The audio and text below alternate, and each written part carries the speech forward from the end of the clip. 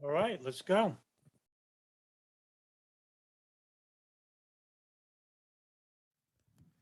I may want to follow up on Commissioner Lehman's questions in a moment, but first I want to ask a question looking into the current moment.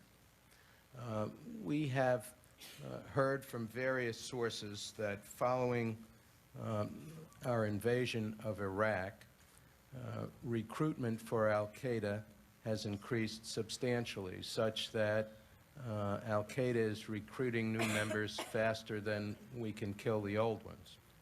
And I'd like to hear from Dr. K, picking up on the observations made by Mr. Fitzgerald and Special Agent Duran on the issue of hearts and minds, where we are in that respect.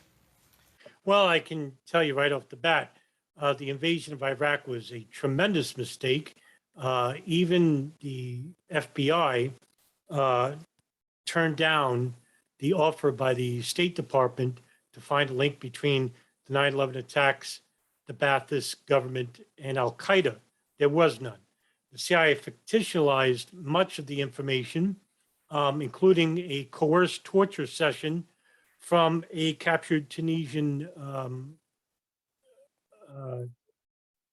detainee, even Sheikh al-Libi, who basically told the CIA tormentors anything they wanted to hear, including that he was present and witnessed a transaction of chemical and biological weapons between the Iraqi government and al-Qaeda.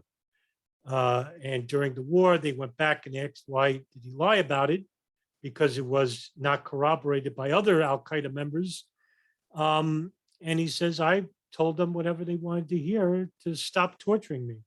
This is the reason why torture doesn't work. But then again, you have to ask yourself and wonder, that's the reason why they did it anyway, because they wanted this conflict, because it actually was pressured by a small neoconservative faction within the White House that had loyalties to not just the United States, but to Israel as well. If I may, I'm going to pass the buck here to Mr. Davis. And with the bombing, the incessant bombing of Iraq, we're killing, we've killed over 1 million people there. I think it's 1.5 million, actually, depending on what reports you read. It varies between 1 million and 1.5 million. Yeah, we created more terrorists than than there should have been. You bomb a person's house, you kill his family, you just made a terrorist. And you might as well just call him al-Qaeda, or that he'll just join al-Qaeda, or later the Islamic State. We have to look at it in terms of the al-Qaeda leadership that we're focused on in South Asia. And are they able to actively recruit new members, bring them into a place where they can train and vet them, indoctrinate them, and then deploy and direct them in operations? Well, let's stop with the first part of that, recruiting. Is it correct that there has been an infusion of willing recruits? I believe that as Dr. K talked about the international jihad, there has certainly been an upsurge in radicalism and individuals willing to join that international jihad. Can you quantify it? No, sir. But we do see the evidence of increased individuals coming into Iraq, but that it would be hard to say that that's the absolute limit of it. And that's just Iraq. What about the rest of the world? I think that you see in terms of cells being taken down, for example, in Europe, that again, there is an uptick in the number of individuals willing to volunteer for jihad. I think that is separate from the organization that existed in Afghanistan in terms of its ability to bring tens of thousands of recruits into a secure location, train them, vet them, and bring the best and the brightest into an organization. Okay, I want to try and simplify it for the viewer. Al-Qaeda has a multitude of groups. Now, they're all not very big groups, all right? Most of them are very small, and they're sectarian. So you have Al-Qaeda in Iraq, Al-Qaeda in Arabian Peninsula, Al-Qaeda in Northern Africa, which is Boko Haram, Al-Qaeda in the Philippines, uh, Abu Sayyaf, which is linked and their associate group with Al-Qaeda, the Jema Islamiyah, which is a group also affiliated with Al-Qaeda. So Al-Qaeda in the Caucasus Mountains. So yeah, there's a lot of these groups. And basically these are just Wahhabists, Salafists, right? Of the most radical kind. These are the people that come out of the poorest neighborhoods of the Middle East because they're the easiest to indoctrinate, okay?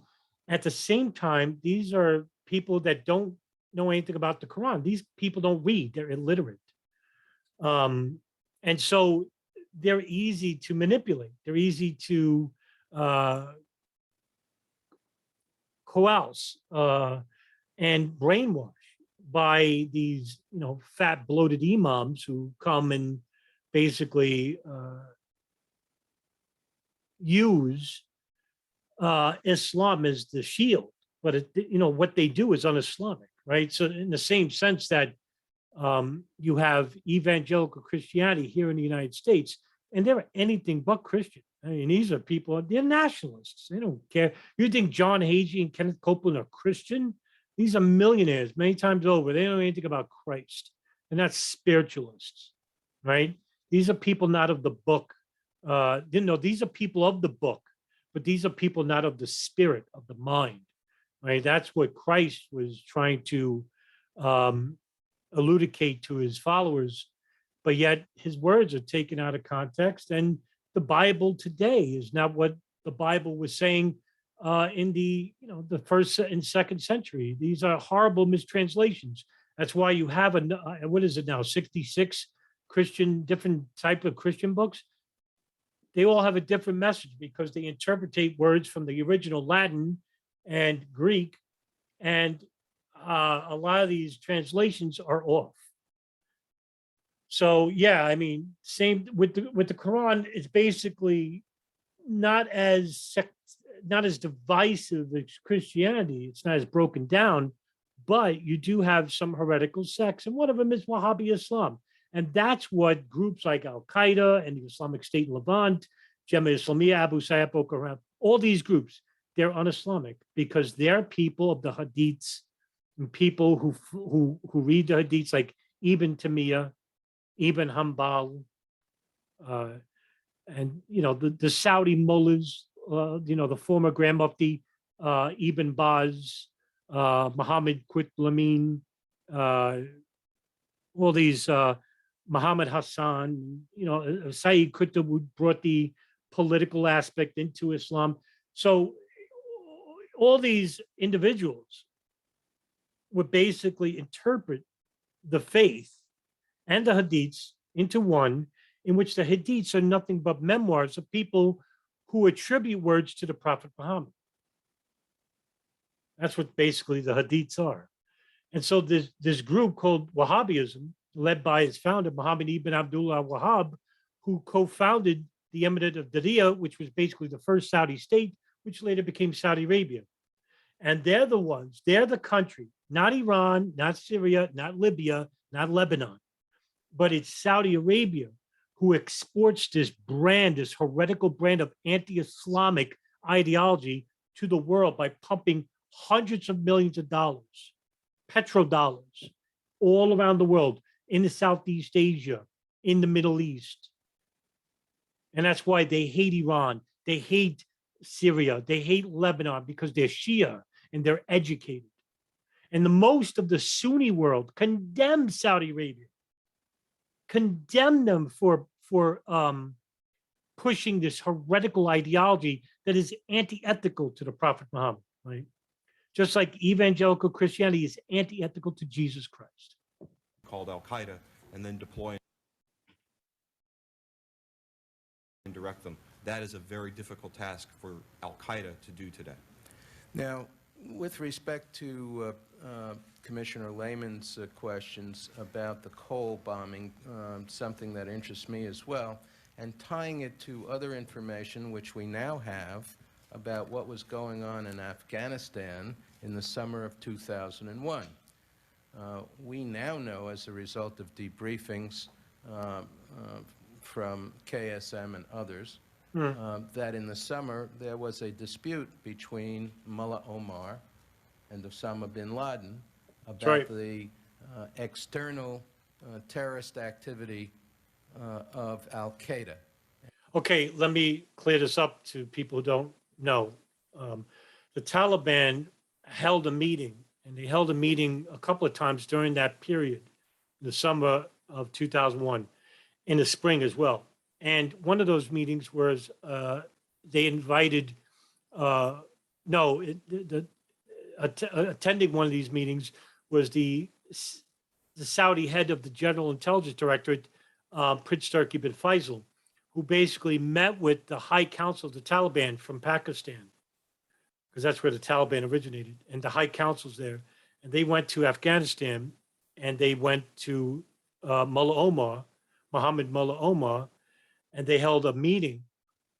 And Prince Turki bin Faisal said, all the West wants is bin Laden. And so they basically thought about it, and they said, well, Clinton sent, missile strikes into the country a couple of months prior in response to the U.S. embassy bombings, and Mullah Omar basically denied the request that was once offered by Prince Faisal and the Saudi government about handing bin Laden over to the West or to Israel.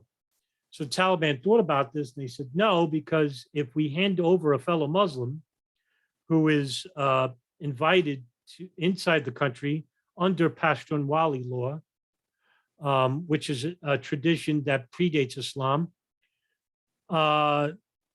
in where they can't reject a guest if he's a fellow Muslim, a fellow Arab. So they decided against it because the entire Muslim world would condemn the Taliban. So they decided against it, even though they had such ideological differences with Al-Qaeda and bin Laden, and they considered him a nuance. They had him under house arrest. They gave him a house to live in Kandahar. And basically, who was there? Ayman al-Zawahiri, Abu Hafs al-Masri, Mohammed Atef, Suleiman Abu Ghaith, bin Laden, the Egyptians, right? Egyptian Islamic Jihad and Al-Qaeda. They formed into one in 1998. So they just didn't want them to hold any media briefings because, bin Laden's bringing all this negative attention to Afghanistan, and the negative attention is the United States coalition, right? So they didn't need an invasion of the country because they're fighting the Northern Alliance for the control of the country. And so the Taliban decided against it. And that Didn't want to hand over bin Laden. Omar was trying to put the brakes on Osama bin Laden, and obviously he didn't succeed,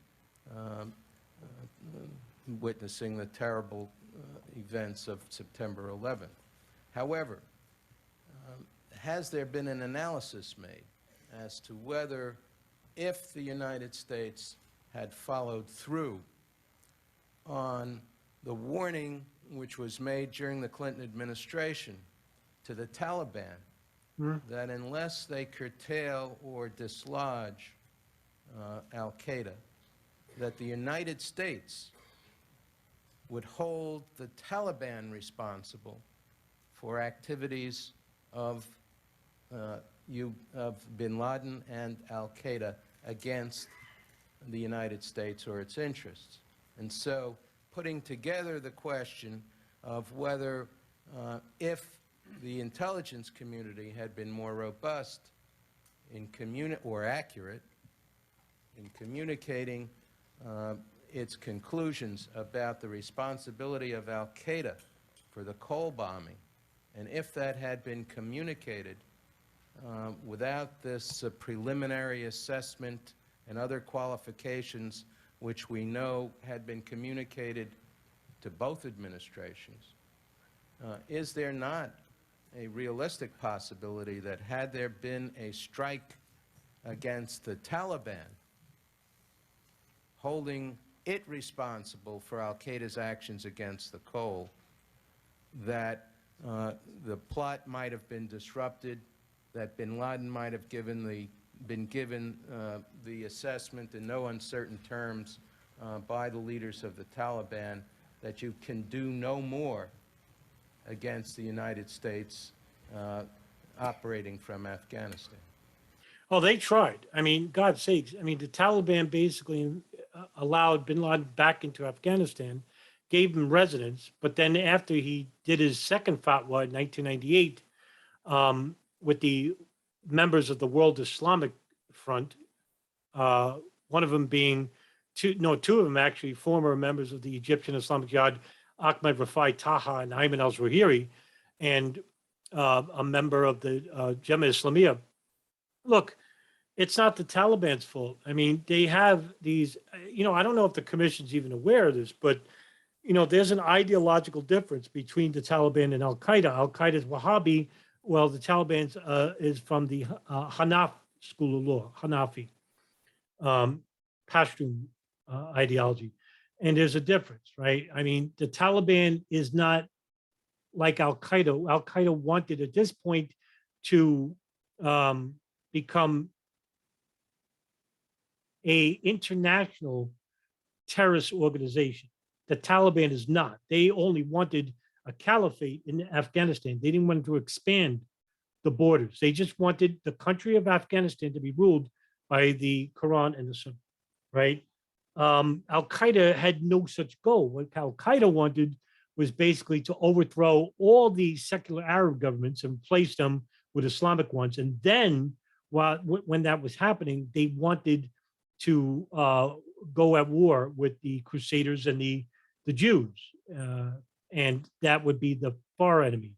And this ideology, which originated from Muhammad ibn al-Faraj in the Egyptian Islamic Jihad, or at that time, Al-Jihad, where he was a follower of a former author and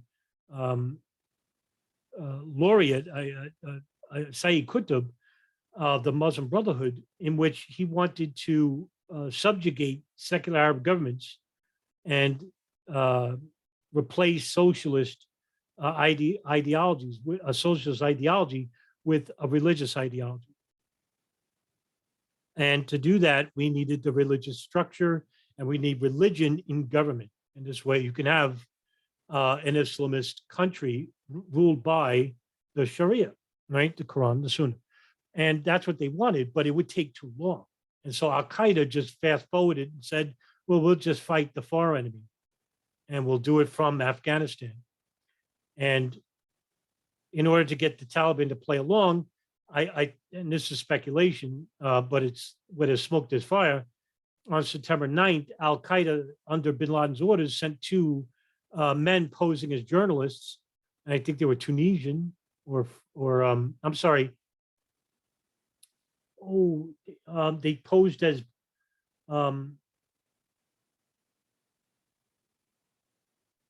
what's that Nordic country? Not the Balkans, not Holland. I forgot the name of the country. They posed as journalists, but they were actually a terrorist group affiliated with Al-Qaeda. And they blew up and killed Ahmed Shah Massoud on September 9th, 2001. And when that happened, Northern Alliance basically lost to the Taliban. And the Taliban took over the country. 2 days later, 9/11 happened. And I think the only reason why bin Laden did this was so that the Taliban could basically act as the military front against the invading US Army, in which bin Laden wanted anyway. Bin Laden wanted the United States to overreact, just like the Soviets did in 1979, when they invaded the capital of Kabul, and in 10 years they were destroyed. Well, guess what? The United States went past 10 years, they doubled it. They were there for 20, and we spent $3 trillion. And what happened? Nothing, because the Taliban took control of the country again. So there's a lot of blame going on, and there's a lot of blame. I can't blame the Taliban for this. The Taliban tried everything they could. They put bin Laden under house arrest. He was not allowed to talk to the media. Meanwhile, he's, planning operations. And the Taliban had no idea about 9/11. There's no evidence to suggest this. And, one of the very first entities to be interviewed just, as the towers were still standing, was a Taliban spokesman. He spoke out and said, we condemn these attacks. But if there's any evidence that bin Laden is behind it, we're willing to hand him over, even straight to the United States. And Bush, after that, said, oh, we don't deal with terrorists. Because it was never about bin Laden. It was much more. Much more. Well, let me point this out again. Well, actually, I directed it to Dr. K, since I'm this glad is, to pass. this is more, I think, up the CIA's alley, but I'd be pleased to hear from you, Pat. Well, first of all, I don't think any such assessment was ever done, at least nothing that I'm aware of. And I can only speculate as to what might have been the consequences. I suppose what the Taliban response would have been would have depended to some degree on exactly the nature of what the U.S. did. And again, I don't know what that might have been. But we also need to, I think we need to keep in mind that the Taliban and bin Laden had a relationship going. And the Taliban was very much under the spell of Al-Qaeda and bin Laden at the time. It was willing to put up with international condemnation, sanctions, even, despite, because of its support for international terrorism at the time. And, if you look at even after 9/11, after we did indeed threaten retribution on the Taliban if they didn't turn over bin Laden, I think, they were willing to suffer destruction rather than hand over bin Laden. So on the basis of that, I can only speculate that not much would have changed the Taliban support. Do you not credit Khalid Sheikh, last question, Khalid Sheikh Mohammed's statement that both Mullah Omar and the Pakistanis were putting pressure on Osama bin Laden, not after the call, probably recognizing his responsibility for the planning of the Right, call? and it's true that they were putting pressure on them. It's also true that bin Laden defied them, and they did nothing. Well, my question was, had we responded robustly with an attack against Taliban interests, that they would have gotten the message, no more toleration for Osama bin Laden? It's certainly possible, but... Yeah, I'll cut it to the end anyway. But, what more could they do? In the summer of 2000, the Taliban forced down one of the biggest al-Qaeda camps operating inside Afghanistan, was Kaldeen Training Camp. And running Kaldeen Training Camp was Ibn Sheikh al-Libi. And basically, this was a camp for al-Qaeda. They were training in hand-to-hand combat, the use of large military-grade weaponry, bomb-making, hostage-taking, and what have you, right? So they were, and also biological weapons training. So there was an ideological difference in the camp.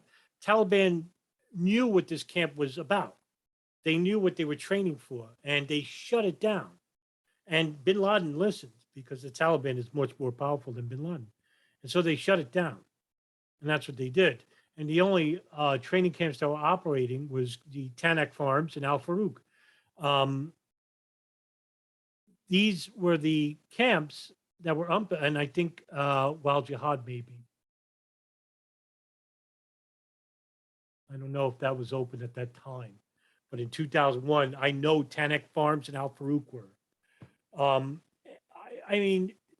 Basically, the Taliban accepted bin Laden in the country in 1996 because here's a guy who basically spent, tens of millions of dollars in infrastructure in Sudan.